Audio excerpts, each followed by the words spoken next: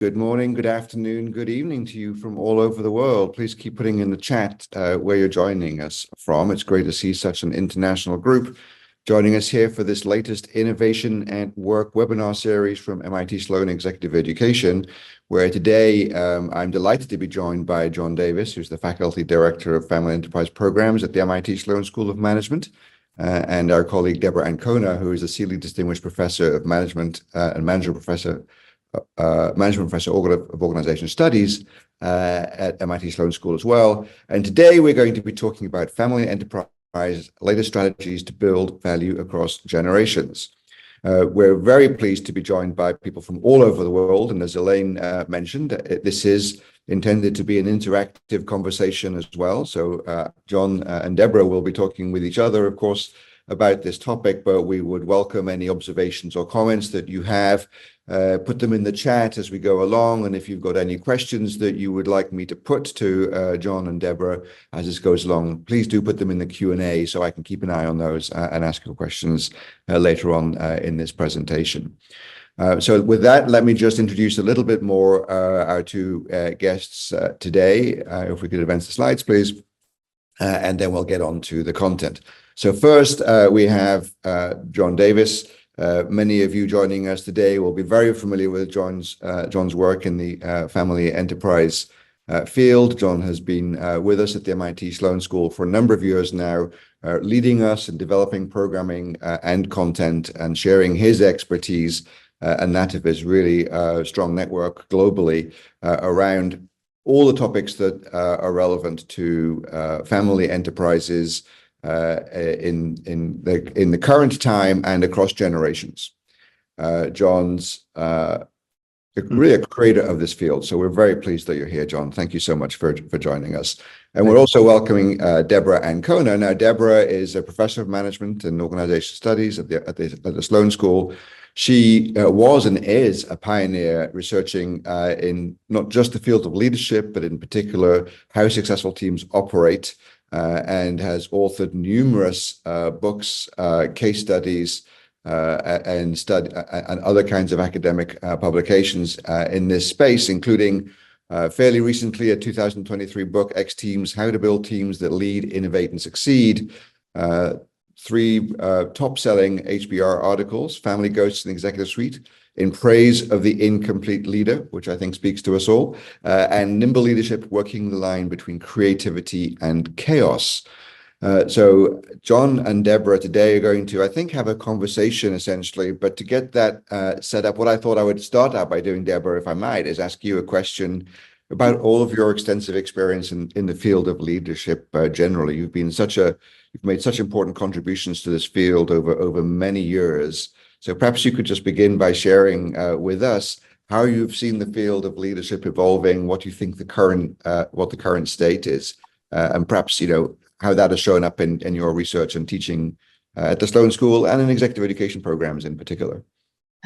Well, that's a huge question. So I'll try to make it into little pieces. So just my own work is on individual leadership, and we have a model of individual capabilities, which I talk about when I talk about leadership signatures, your own unique way of leading. And there are several courses on that. I teach a leadership signature class in the executive MBA program, but also bring that work into exec ed. So there's TLS, Transforming Your Leadership Signature, as well as Unlocking Your Leadership Signature, which is an online course, and distributed leadership. All of them are exec ed courses, and also do work on teams. So this X team model, and again, there's a course on teams in executive education, and more recently work on nimble leadership, how to move from bureaucracies to more nimble forms. And we have a course on that as well. More recently, I'm having a lot of fun with what I call family ghosts, and that is the idea that we bring behaviors and attitudes from our family system into the executive suite. And so spend a lot of time with folks, as I do in this family business class, to look at what are the ghosts that follow up, the things we bring into the executive suite. So what's new and different? We actually have a new course coming out in the fall on leadership and AI. So I think AI is the big new thing now. And there are a lot of implications for leading change in the moment of AI. Also, what skills do we need? For example, sense making rears its head and becomes really, really important because of the rapid change in artificial intelligence and how it is moving into the organizational arena, as well as just dealing with the fast pace of change all around us. So let me stop there.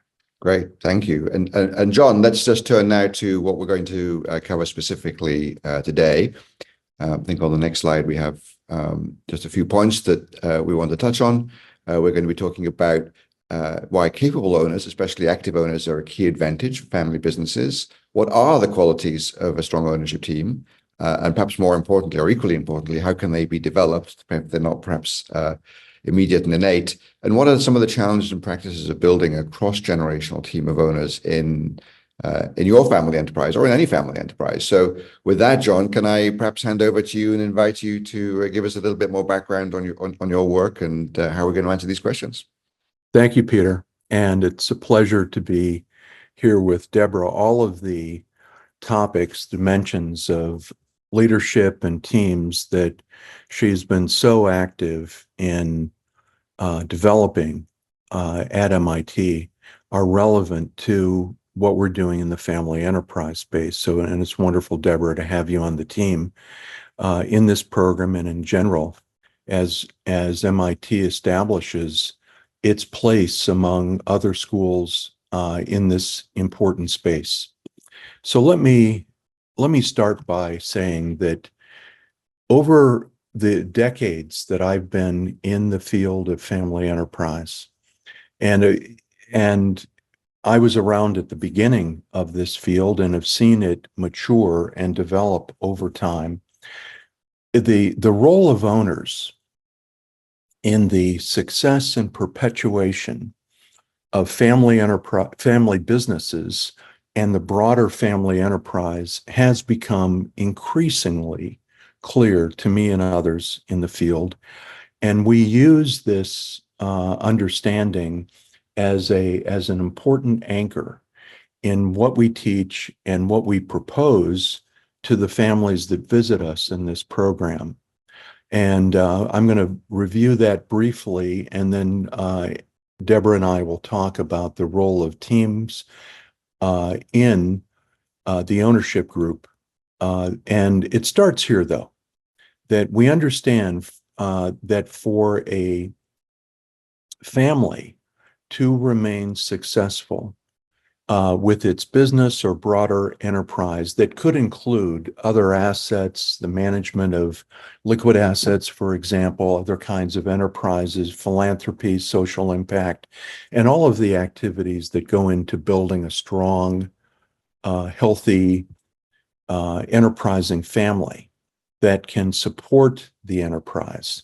All of these activities really depend pivotally on the work of the ownership group.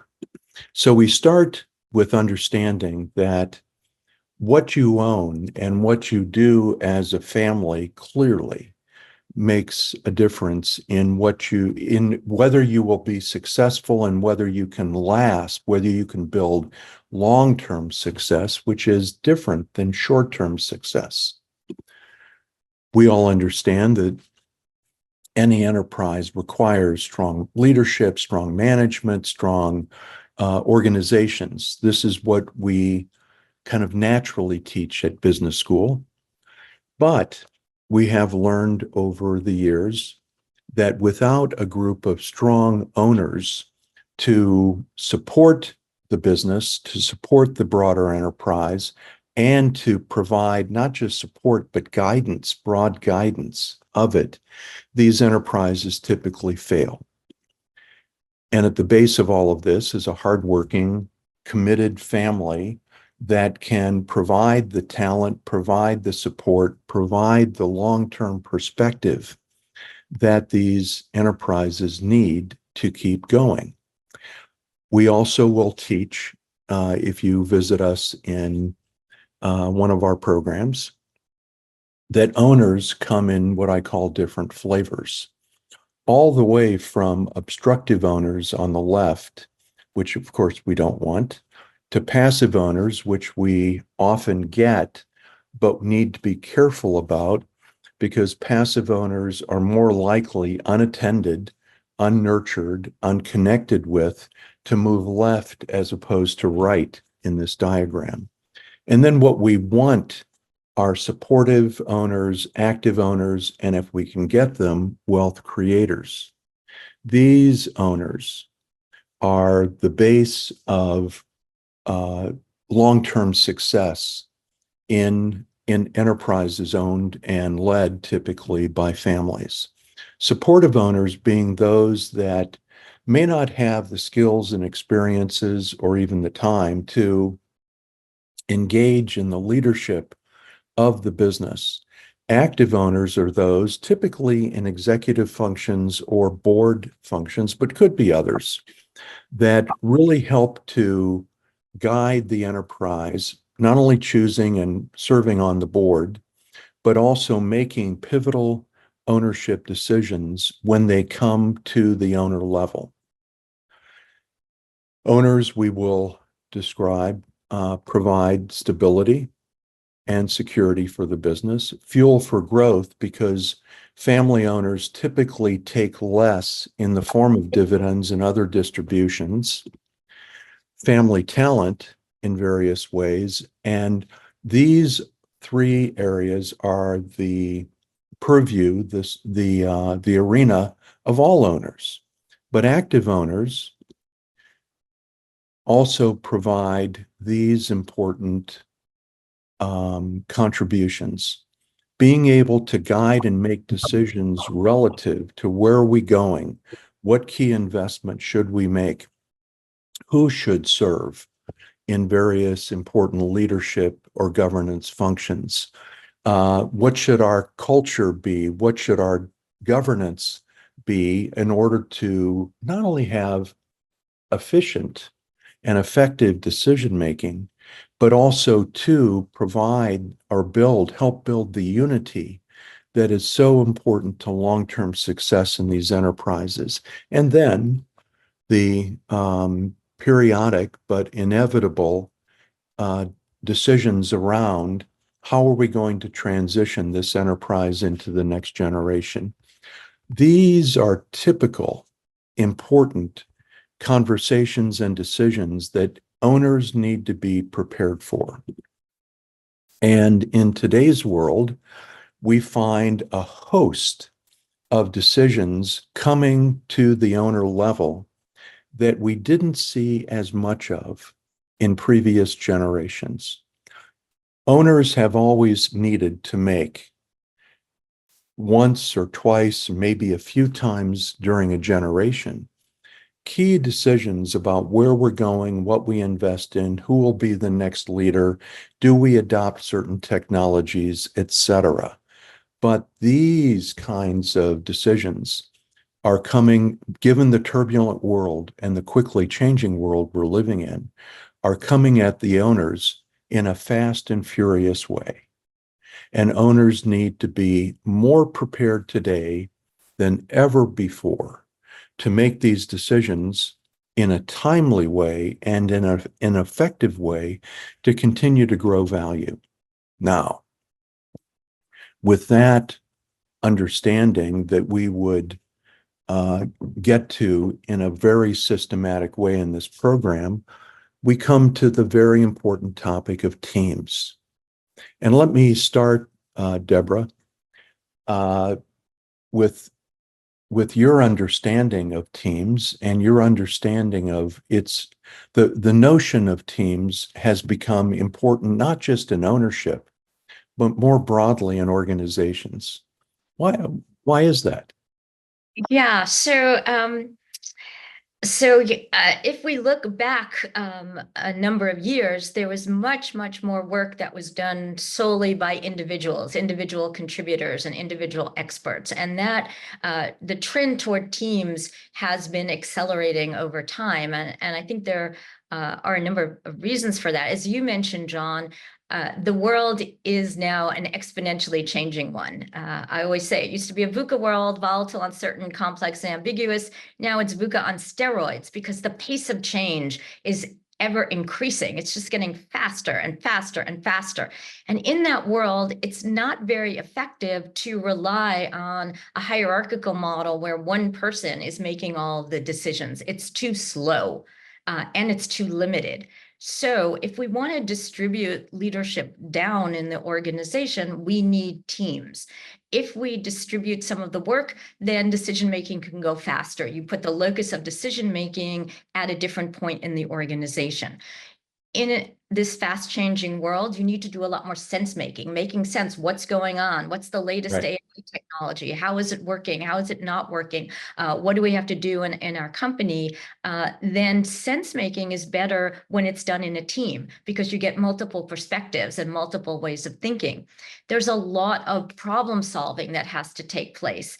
If you want more expertise in that problem solving and the ability to overcome bias, then you want a team to be able to do that. So for all of those reasons, for speed, for accuracy, for better sense making and better decision making, we want teams. Let me just define a team as I understand it. A team is a group, but it's a group that of people who are working toward a common goal and who are working interdependently to achieve that goal. So it's not just a group that has a name, it's people who are working together to make something happen.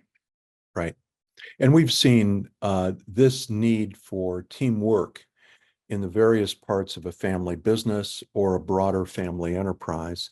We've seen that also growing over the years that we've been helping, educating, researching, helping families do a better job at not just the management of their enterprise, but the broader guidance and ownership of it. So we see the nature of teams being an essential tool that family owners really need to grasp and get good at. So hence the integration of this important topic in the work that we're doing at MIT. And we come to, sorry, please, you're about to say something. And part of what we do in this class is really work on what does an effective team look like? Right. And what gets in the way of a team being effective, particularly in the family setting. So I'll just step back in a second and say, well, what is an effective team? Well, if a team has to have a common goal, then agreement and clarity on what those goals are is really, really important. And when we get into the discussion, we'll see that, in fact, in a family business, you might not have that agreement. You might not have the second generation and the first generation and the third generation all agreeing on what to do and how to do it. The second is interdependence. So that means that team members need to know how to work with one another. And in order for that to happen, you have to have processes that work in terms of that. You also have to have psychological safety, Amy Edmondson's work. People have to feel safe. And in a family business, that safety might not necessarily be there. There also has to be constant learning as opposed to being stuck and learning again, if the family moves to too much inertia, that can get in the way. And then finally, teams need to be externally oriented. That's my whole work on X teams. Teams need to go out to learn, to partner with others, to bring in new information. And it's absolutely imperative that teams be externally focused. But there are certain things about families that may, in fact, inhibit that external activity and pull them in. So before we get into the kind of where teams get out of don't manage this high performing model. Do you want to say anything about Yeah, your? you know, we could take each of those interesting challenges apart. Let me comment on just a couple of them. You're right that having an external focus, we've seen this in the family enterprise area, as we see it everywhere.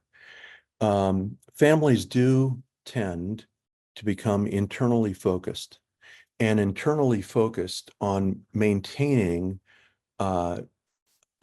equilibrium where they are socially, in terms of their relationships, in terms of hierarchy, in terms of peace within the family. And it is both as these things often are, it is both a strength to have that desire to cooperate, that desire to be mutually supportive. Great. But it can be a great inhibitor when you can't, first of all, when you're so internally focused that you're not seeing what's coming at you. And what we've seen in the family enterprise world is, as the world has changed, not just becoming more volatile, as you're saying, but on steroids, changing dramatically in several ways on a almost constant basis.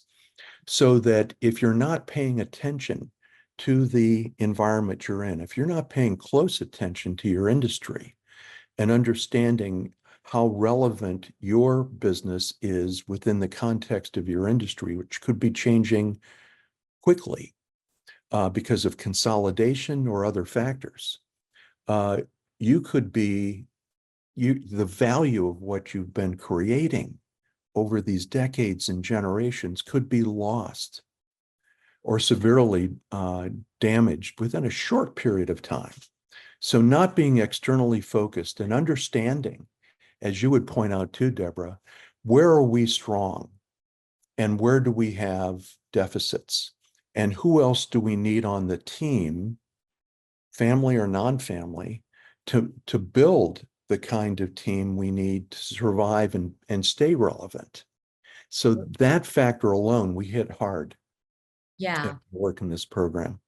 The other thing is, one of the reasons that teams, and particularly family teams, can have this internal focus as opposed to the necessary external focus, which they need to learn, which they need to grow, which they need to follow the environment, which they need to sense make, which they need to partner, is the fact that teams sometimes, and family teams in particular, have a focus on agreement. We want to agree. We want to have a nice environment. So there are lots of names that people put on this groupthink. Everybody wants to have agreement. And so what they do is they stay internally focused and they don't talk about what they disagree with. So groupthink is when you just get into this bubble of agreement and move in a direction that doesn't bring in those external voices to your peril. Another portion of too much agreement is something they call the Abilene paradox, where it's actually about a family who they're in Texas and everybody's kind of bored. And so someone, Great story. Yeah, why don't we go to Abilene? And everybody chimes in, oh yeah, let's go to Abilene. Absolutely, because they want agreement. They want to do something together as a family. And so off they go to Abilene, and it's 2 hours and it's hot and it's dusty. And they get to Abilene and there's nothing there. There's literally nothing there. And so someone says, oh, why are we here? We just spent 2 hours in the car. And then people look around and said, well, no one really wanted to go to Abilene, but somehow they are in Abilene because of this agreement. And so families that want that agreement are more likely to end up in these strange dynamics of not going out and wanting to agree and not wanting to, for example, go against some hierarchical member like the father, right, or an older sibling. And so there's a push to agreement and to following those folks. And that is part of what gets you into trouble. And we in the program and in the work that I do, we discuss that. We go deep on that. Families tend to focus, we say, on harmony as opposed to unity. Unity being alignment, and you don't get to unity if you can't talk about stuff, and if you can't raise issues, and if you can't challenge points of view, and if you can't make tough decisions, you can't get to unity. And what we need is unity. Harmony that helps us build unity is wonderful. Who doesn't like agreement? Who doesn't like the warm feelings of being together? But if those start to dominate and distract from or interfere with unity building, that's where families really go off the rails. And then they can't decide, or they can't come to a decision that would disturb their delicate balance that they've been trying to preserve. So yeah, it's a tough one for families. And John, if I But may, it's possible. Rolando asked a very interesting question relevant to this discussion, I think, which is, effectively, what is the boundary of the team? Who's on and who's not on the team in terms of the definitions that you gave earlier? Is it only the active family members, or is it a broader set than that? And how does that work? Great. Yeah.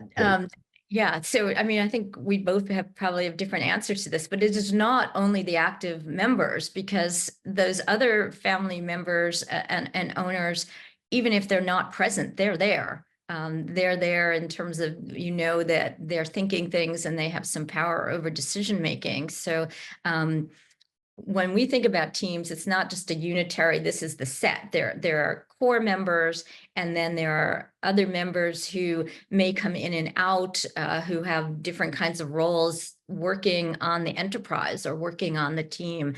And then you have what we call outer net members who may also come in and out, and are not active members of the team. But again, they're there and they have some power, and they may come in for some kind of voting or to debate something, or to, as John was saying, there's a dysfunctional group that may come in just to cause problems in the team. So there are different levels of membership. Yeah, we would agree. Absolutely. We see it exactly the same way in the family enterprise world. And if you don't have that layered understanding of these people may be at the table, but they're influenced by these people who are more broadly influenced by those, you miss how to build consensus and support for effective decisions.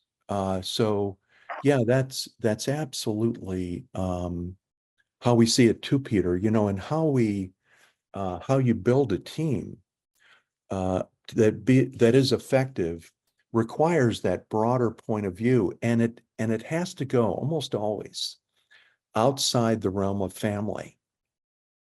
It helps a lot to have non-family advisors, facilitators, people who are trusted, but who can help bring a family to an effective way of interacting, deciding, and movement.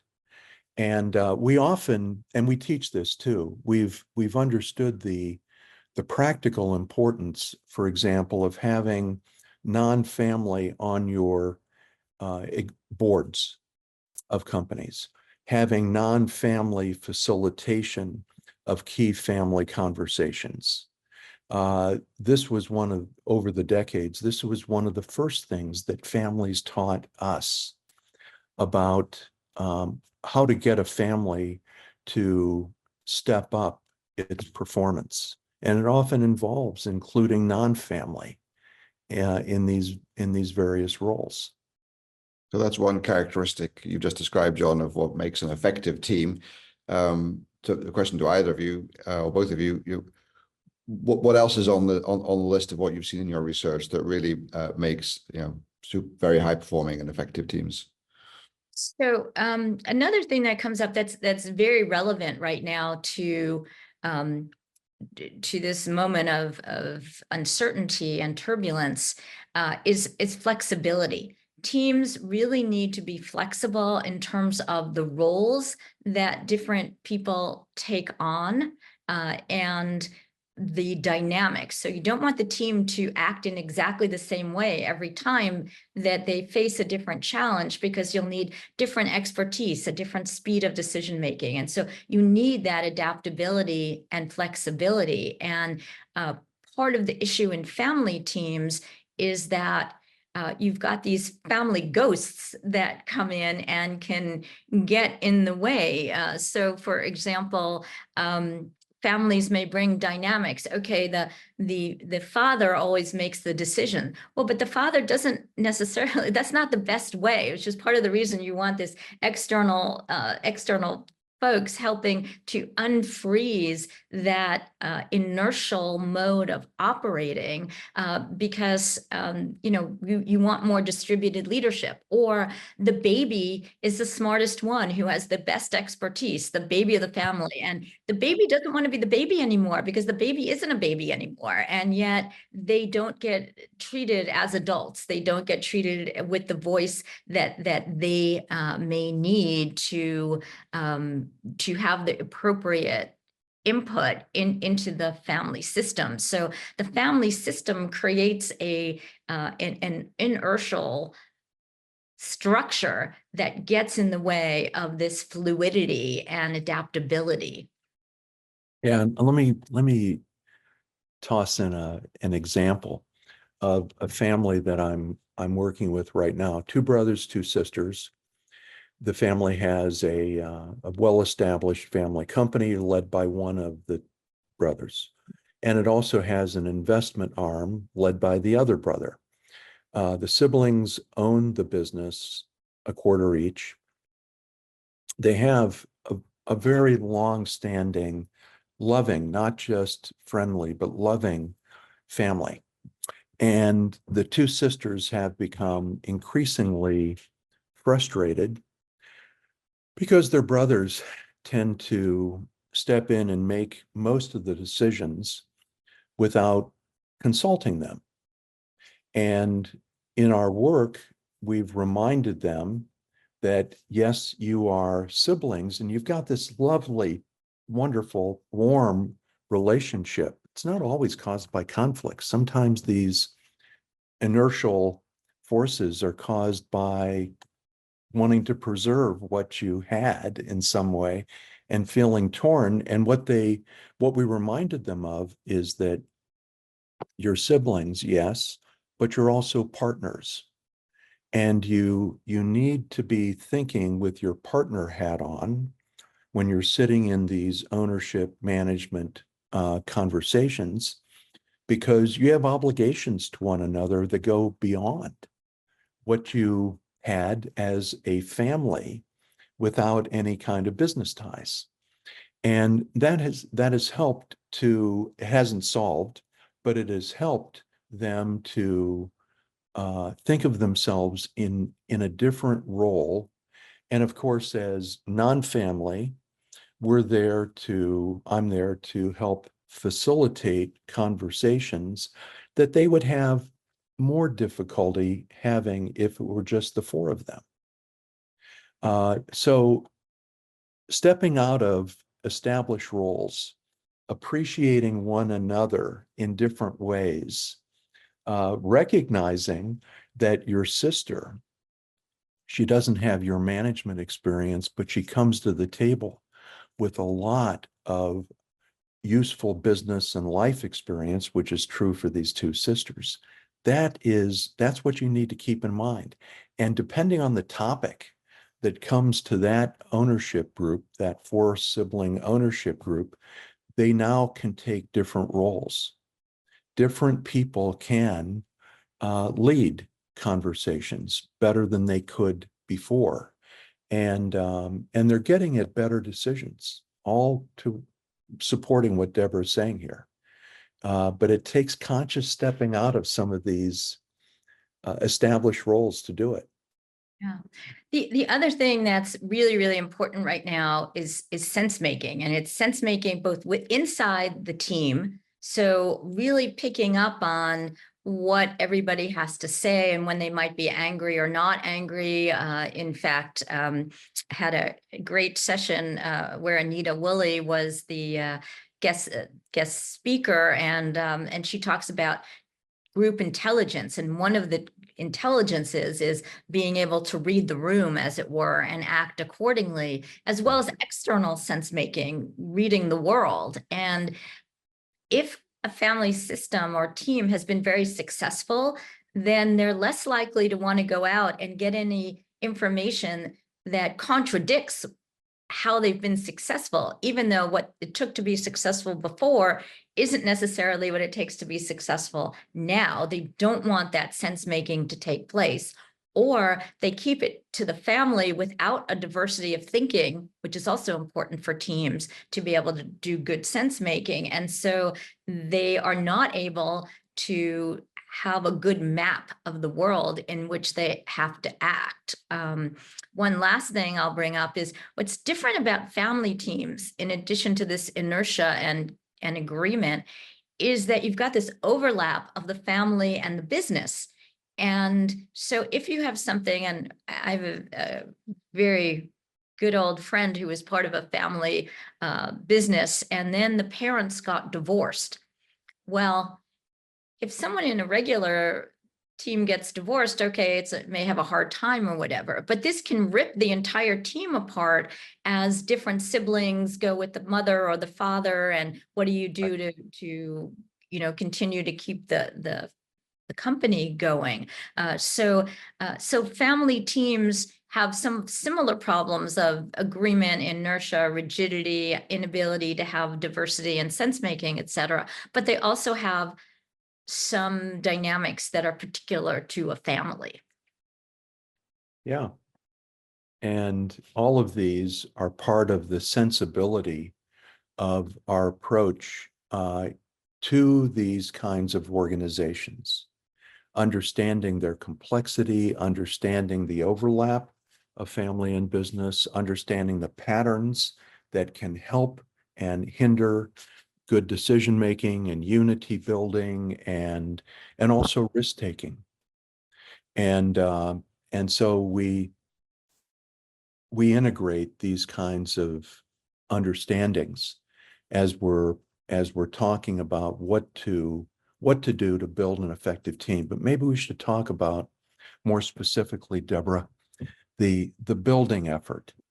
What can you do as a family to build a more effective team? Yeah, I think I'm going to tweak that a little bit, because it's not just building the team, because in some sense you have the team. It's really kind of how do you manage the team, and what do we do in the course to help teams to do that? Yeah, and that's how I was meaning it too. That's right. We're on the same page, just takes a little while.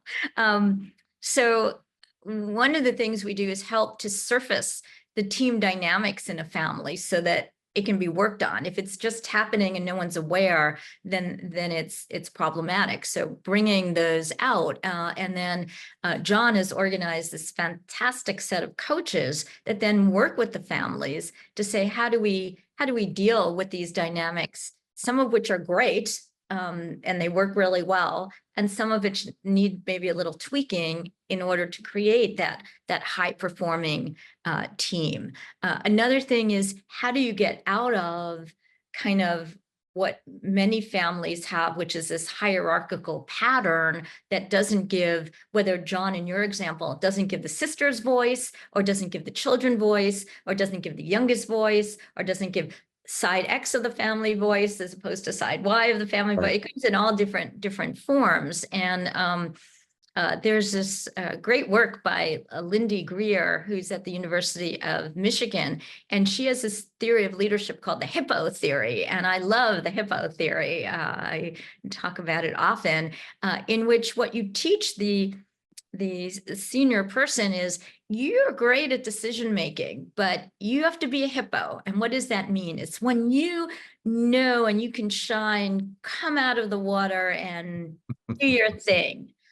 But then if you want to give voice to others, as you say you want to do, but actually don't do, then you need to go under. Hippos then go under the water. They disappear. You have to disappear in order to give space for other family members to have their say, whether it's a sister or a child or the aunt or the lesser side of the family. You need to go and prompt them, pull them in to the conversation. Yeah.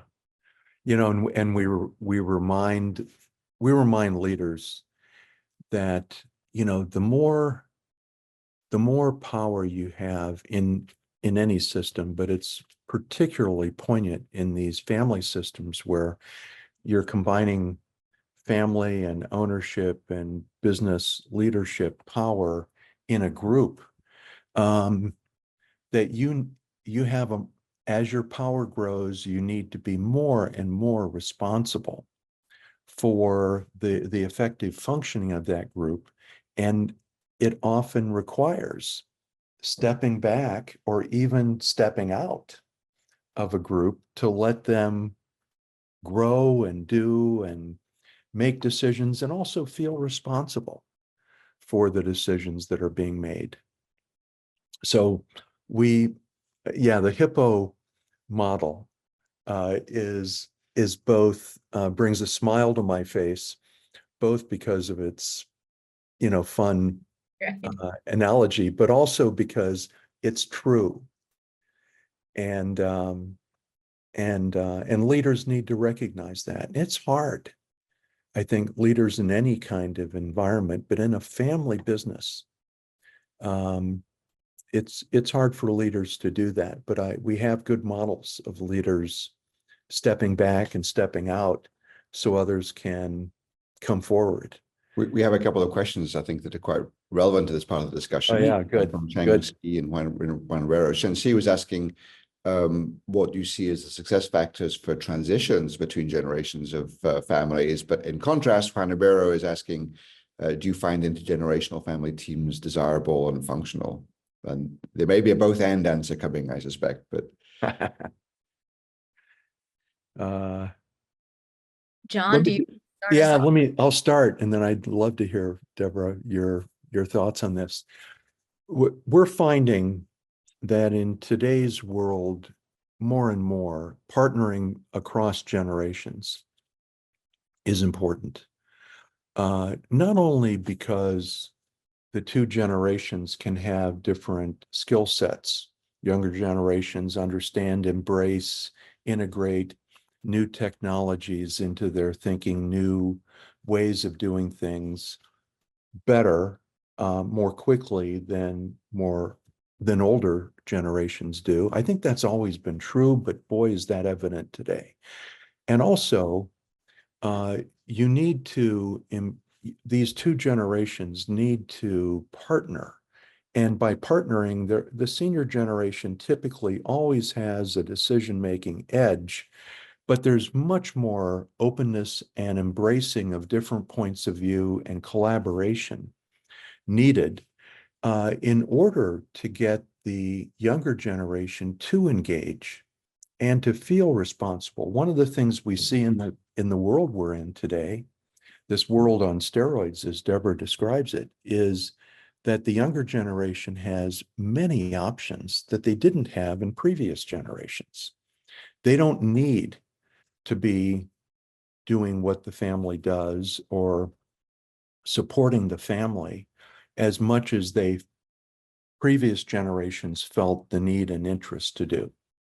So you need to engage them more. You need to engage them faster. And so cross-generational teamwork, cross-generational partnering, not just around little things that the family could do, et cetera, but around some of the directional issues that come up to families, we find very, very important today.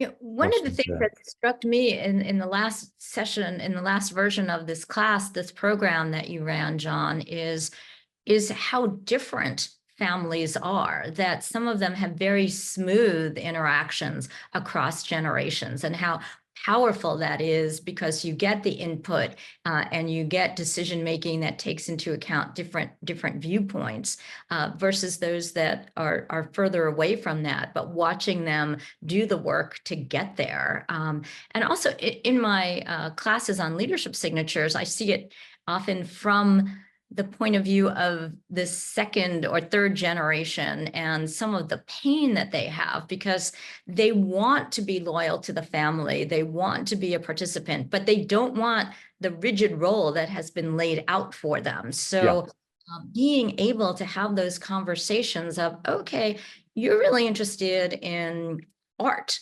Well, how can we help you to have that interest? And it's not an either or, it's a both and. I mean, the world of this steroid speed on steroid world is that we really need to lead in a both and, not either or. It's not either this role or nothing, but how can we take your needs and weave them in some way so that we get your input in the ways that it can be most productive, and also give you as a kind of a person who's not resentful. A lot of these family members are writing about their resentment of the family, and what you want to do is try to mitigate some of that resentment in a way that lets them come into the team in, as I said, in a productive way.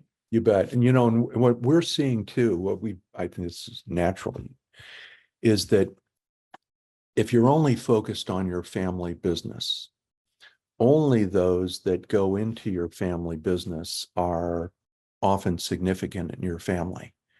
And all of the rest of the family can feel not only insignificant, but pushed away. And that can breed not only indifference, but resentment. And what if you enlarge your understanding to the family enterprise? Yeah, we have a family company, but we have other things that we own that help grow value in our family or for our family. And we also do philanthropy, social impact activities, and we're also engaged in our community. And we also do things for our family. And it's the combination of those various activities that not only grow value, but grow pride and keep us united. And we can contribute in a variety of ways, and we need to find people who are interested in a diverse way of contributing. You know, once you step back and do that, you tend to see the importance of diversity that we miss. I like to say, you know, families often have a theory of one, that if we just get one person to lead and make the decisions for our family, we're in good shape. No, you're not in good shape. And in fact, that one theory might create an alienated group of owners and family members that will ultimately sabotage what you're trying to do as a family. So no, don't think that way, and appreciate diversity and find ways in which they can help. So, yeah. So Two questions we've got in the chat that are again relevant to this. Yeah, Let me good. Out of order, but you were talking about essentially creation of the family enterprise and family offices. Jose Manuel Horowitz is asking, therefore, do you recommend that family businesses should have on their development path the goal of creating this higher family enterprise or family office structure that enables that broader sort of approach that other family members can still participate in, even if it's not the core family business? Is that sort of on the critical path for every family business for you, John? Yeah. Yes. So yeah, we'll answer to that one. And then maybe this is more, the second question was more to Deborah. Going back to the example that you were talking about, John, of the two brothers and two sisters. Gary Paulson was wondering, well, you know, is this an issue? And Deborah, maybe this is a question perhaps for you. If we have a perception of different levels of performance of individuals in the ways that they're contributing or able to contribute to the value of the business, how does that dynamic, I think we all have an idea of how that dynamic would play out in a non-family business kind of setting, but in the setting of a family business, if there's actual or perceived performance and contribution differences between different members of this broader team, what are some effective ways to recognize and to manage that situation? Well, as I said, I think step one is always to name the dynamic, because if you haven't named it, it's playing out and people are getting angry or upset, and you might not even know that. So number one is bring it up. Number two is having people talk about, again, I never like to say this is always bad. It's what has this dynamic gotten us? Because it developed for a reason. It developed because this was a way of coping way back when. It may be a kind of an old dynamic. So you want to look at it in the context of, given the challenges we have today, how does this dynamic help and hurt us? And are there changes to it that we need to make? If we live in a world where, again, having different points of view is really important, then we're missing some of that input. And so how important is that? It turns out that in high performing teams, you have all people participating, not to the same degree. It's not saying you have to have equal participation, but you want input from everyone, because when people are not participating, that dynamic is in the air. People feel devalued if they're not participating, and everybody knows that the people are there but not participating, and that tends to put a pale on effectiveness. So there's a huge amount of data that not having those folks participate is problematic. The question then becomes, okay, how do we reshape the dynamic? And thinking through, brainstorming, what are the different ways in which we can keep the good, what's good about this dynamic, and manage what's not so good. And that's where the conversation needs to be. And let me give kind of a specific example of what Deborah is saying here, that you have a board of directors or a board of advisors that may not tell management, but suggest to management what to do. Not every owner deserves a seat on the board, typically. That there are some owners that have the experience and have the judgment to be able to weigh in on conversations and decisions and help guide, and other family owners who don't. And so you need to select people based on qualifications for this role or that role. And families need to understand that that equality isn't always fair, and fair doesn't always mean equal.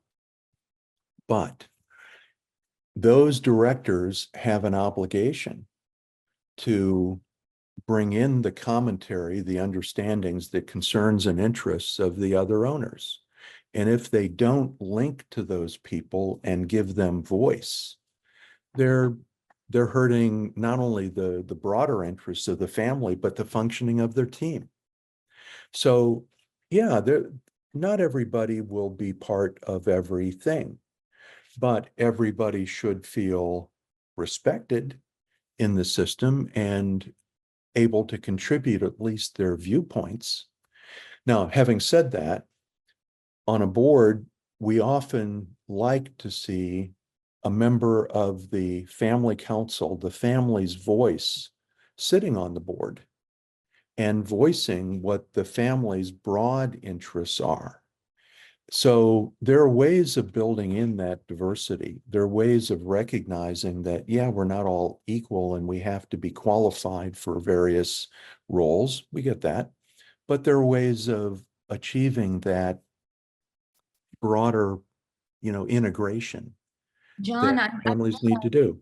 sorry, I'm realizing we only have a couple of minutes, and I wonder if there are a couple of things you wanted to just outline before we end about the course. Thank you. Thank you. Thank you. And I will go back to our slides and talk about this. Thank you, Deborah.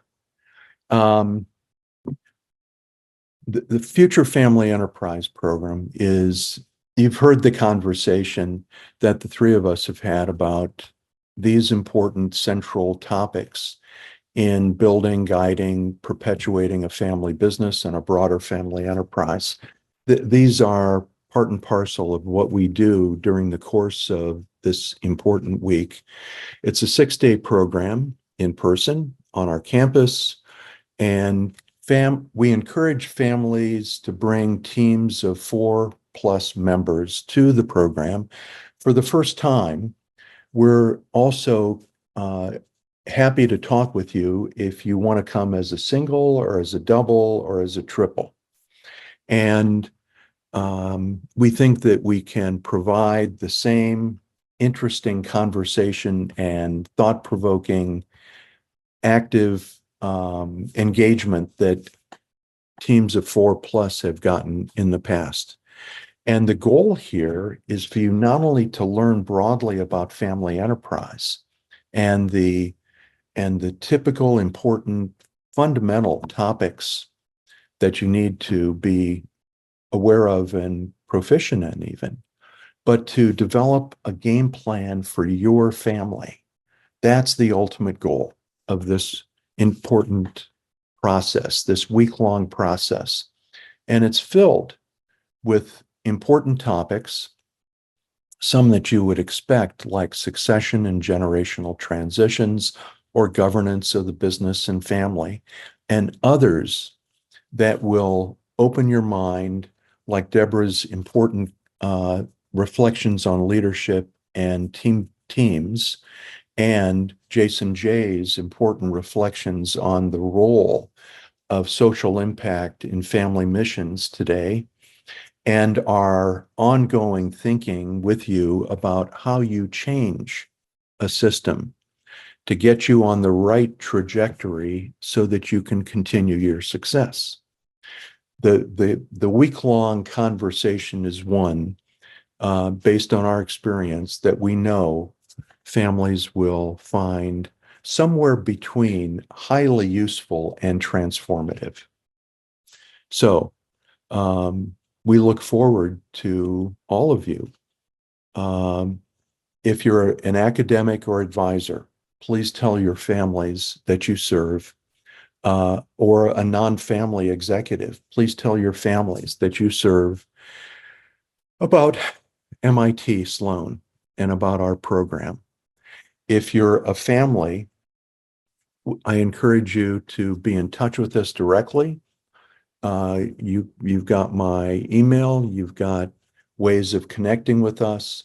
Find out about this program. We look forward to seeing you. Thank Peter? you very much, John. That was a great overall description of the program, and you've got the URL here up, executive.mit.edu/FAM. There's much more information there for anybody who's interested in learning about the program. I see that we're just about out of time, so it really falls to me on behalf of everyone in the audience who joined us. Thank you so much for dialing in from all around the world. Thank you, Deborah and John, for sharing your expertise and insights in this topic. And we'll look forward to seeing, hopefully, some of the people joining us on campus in the Family Enterprise Executive Education Program, and also many of you in future Innovation Network webinar events, which are really wonderful to see so many people from around the world engaging with us and asking such great questions. So thank you, everyone. My name is Peter Hurst. This is the Innovation Network webinar series.